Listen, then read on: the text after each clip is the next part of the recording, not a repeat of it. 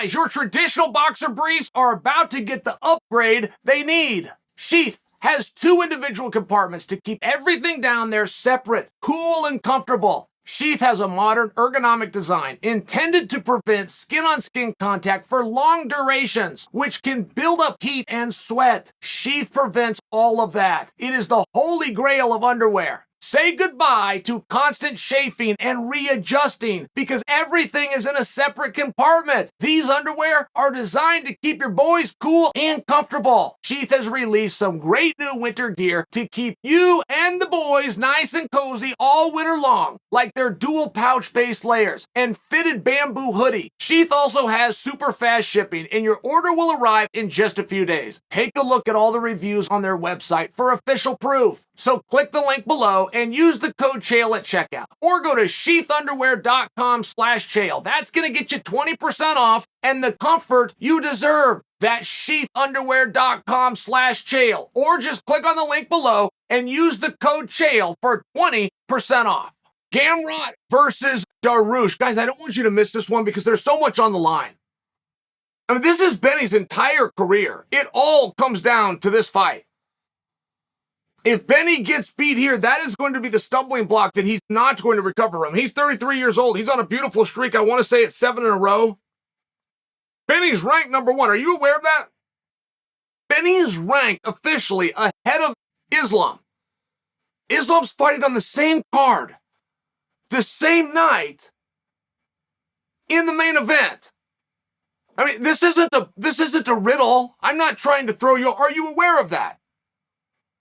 The higher-ranked guy is on the same card. This is a matter of we couldn't sign the contract. He didn't feel well the day that we... Because none of those things. He's there. He's just not in the main event. He's not fighting for the belt. It's extremely relevant because I feel as though you guys are catching on how good Gamrot is. Gamrot is awesome. And you know that I'm a wrestling mark. This is a wrestler. This is a top guy from his country. I understand those things. But Gamrot has proven himself in MMA. Gamrot, quietly, very quietly, has become the favorite. Are you aware of that? More money is coming on Gamrot. People think that Gamrot is the one to stop Dariush. Now, Dariush is the top-ranked guy. People have been saying that Dariush should fight for a championship. We had Dariush signed with Islam. Joe Rogan told Dana not to make the fight. Dana told the media that Joe told him that, and we never got closure as to where that statement came from. I'm sharing with you, then at the end of the night, we plan on walking Volkanovski in, and we're told that it makes sense that he fight for the championship next. I can't disagree with any of it, right? Like, I mean, 2 things can be true at the same time.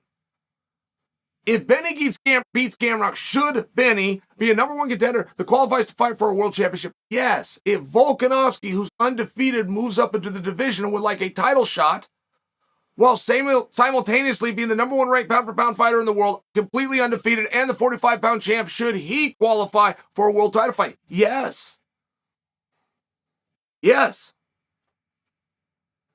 Now, a smart mark that followed this closely in Beneil would have been full force. He never would have mentioned Gamrot's name. Ever, never. Every media opportunity he had would have been direct venom at Volkanovski.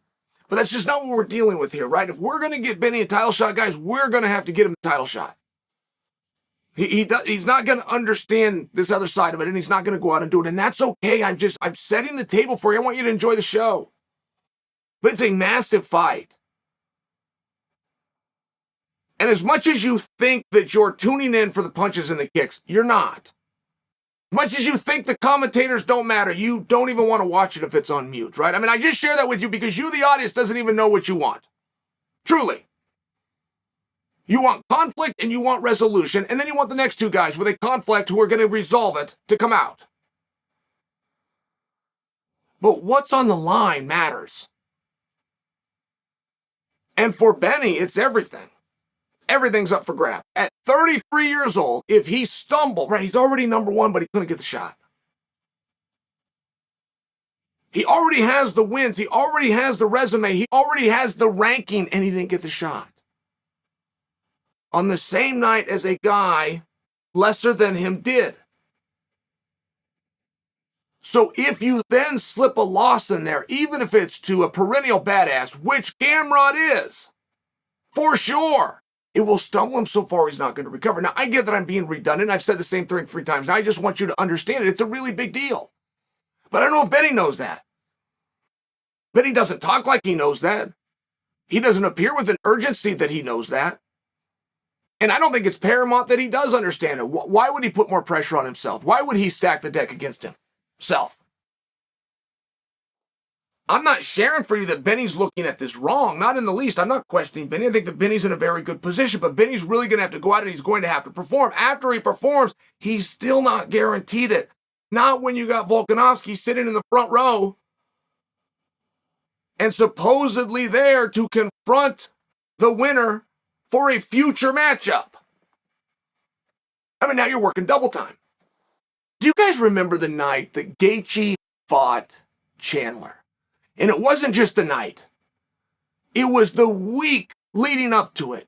Gaethje was going to fight Chandler. The winner was going to go on and fight Charles. Winner was going to fight for a championship. And then a narrative came in that was co-signed by one of the biggest voices in the room, Daniel Cormier, that should not be a number 1 contenders fight. I'm talking about Gaethje versus Chandler. That Islam should be the number 1 contender and that Gaethje and Chandler are just going to go fight. There was nothing on it.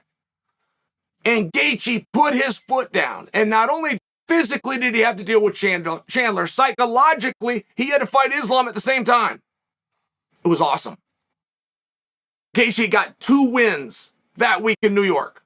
He got Fight of the Night, which I think went on to become Fight of the Year. He not only won that, he also won the mandate of the masses, beat out Islam, and got himself a title opportunity. It's a big deal. But Gaethje was aware that was happening, and he started throwing punches and kicks in different directions. He made sure he took on all comers. That isn't the situation with Benny. I don't believe that Benny has successfully positioned himself into a number 1 contenders match. So I tell you, everything's on the line. Benny's whole career is on the line. That is true on an upside, but possibly not on a down. Benny will not be in a main event. He will not be in a title fight. He will not headline a pay-per-view if he loses to Gamrot. If he beats Gamrot, I still can't guarantee any of those things will happen. Because Benny's got to get himself there.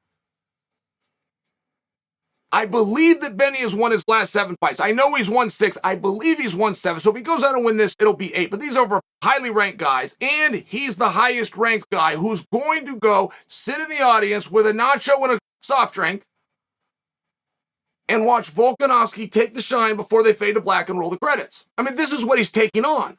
Before you think it's insurmountable, that's why I offered you the Gaethje scenario. Gaethje had to do that exact same thing. It can be done. Gaethje did it. Gaethje won. Gaethje not only got his hand raised against Chandler, got the bonus of it, got recognized at the World MMA Awards later for that contest. He also got taken out to a tea time by Daniel Cormier as Daniel's way of apologizing for ever saying that Islam should have stepped in front of her. I mean, Gaethje's handled this. It can be done. But Gaethje knew that he was in a fight, and he started fighting. I don't know if Benny fully knows what's on the line. Now, that's okay. It's okay. Be a great matchup. There's something to look forward to. And that same thing goes for Gamrot. Gamrot's coming in with big expectations, and it can get derailed, and it can get derailed very quickly, particularly in that division at a time that a star from a different division appears that he's coming to play. Dariush versus Gamrot, guys. This is the fight.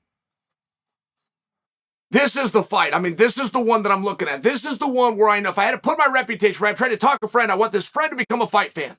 But I only get to show him one fight. I get to show him one fight, and it's got to be good enough that they stay with me and they want to follow this sport moving forward. Of this card, this is the one that I'm putting them in front of. This is the guarantee. Which way is it going to go? It's a tough fight. It's a hard night. Benny has an ability to wear guys down. Benny has an ability to get guys tired, but you don't know Gamrot's history, and I do, and I don't say that to condescend. I'm a wrestling fan. Gamrot's been up against it before. He knows how to close out an evening. This is going to be tit for tat from bell to bell.